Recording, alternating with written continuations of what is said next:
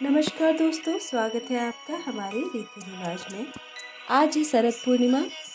वैसे तो हिंदू धर्म में हर महीने आने वाली पूर्णिमा का विशेष महत्व होता है। इन सभी में शरद पूर्णिमा का स्थान सर्वश्रेष्ठ माना गया है। मान्यता है कि शरद पूर्णिमा के दिन चंद्रमा अपनी 16 कलाओं से परिपूर्ण होता है और अपनी किरणों से अमृत की बूंदें पृथ्वी पर गिराता है। शरद पूर्णिमा की रात को खुले आसमान के नीचे चावल की खीर रखी जाती है। इसके अलावा शरद पूर्णिमा की रात को देवी लक्ष्मी पृथ्वी पर आती है और घर घर जाकर यह देखती है कि कौन जागृत हो है, अर्थात अपने कर्तव्य पथ हेतु कौन जागृत है। इसी कारण इसे कोजागरी पूर्णिमा भी कहते हैं। कोजागरी का अर्थ होता है कौन कौन जाग रहा है। शरद पूर्णिमा को आश्विन पूर्णिमा भी कहते हैं।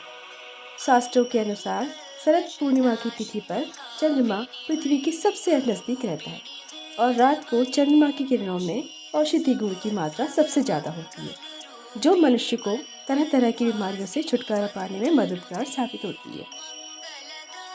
चंद्रमा की किरणों में औषधि गुण होने के कारण शरद पूर्णिमा की रात को खीर बनाकर उसे खुले आसमान में रखा जाता है। रात भर खीर में चंद्रमा की किरणें पड़ने के कारण खीर में चंद्रमा की औषधि गुण आ जाते हैं। फिर अगले दिन खीर खाने से सेहत पर सकारात्मक प्रभाव पड़ता है। शोध के अनुसार खीर को चांदी के पात्र में सेवन करना चाहिए।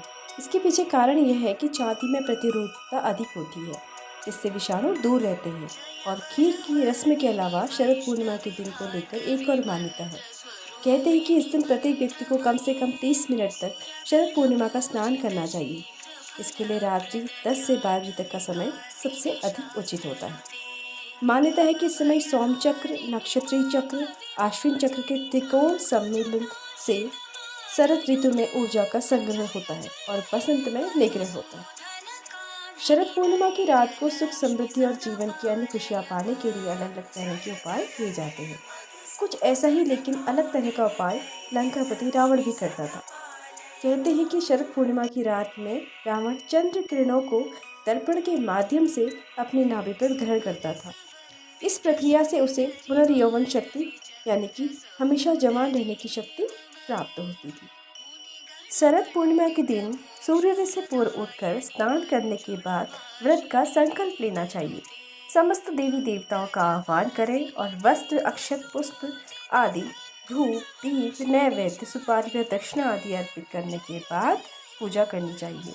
संध्या काल में दूध की खीर में घी मिलाकर अर्धरात्रि के समय भगवान को भोग लगाया जाता है। ऐसी मान्यता है कि भगवान श्री कृष्ण शरद पूर्णिमा की तिथि पर ही वृंदावन में सभी गोपियों संग महारास रचाया करते थे। इस वजह से भी शरद पूर्णिमा का विशेष महत्व है। शरद पूर्णिमा के दिन मथुरा और वृंदावन सहित देश के कई कृष्ण मंदिरों में विशेष आयोजन किए जाते हैं।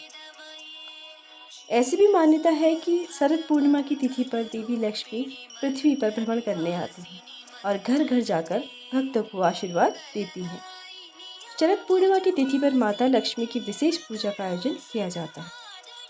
शरद पूर्णिमा पर रात भर जागृत होकर माता की जो स्तुति करते हैं, माता लक्ष्मी उन्हें प्रसन्न होकर कई प्रकार के आशीर्वाद देती हैं और धन धान्य से परिपूर्ण करती हैं।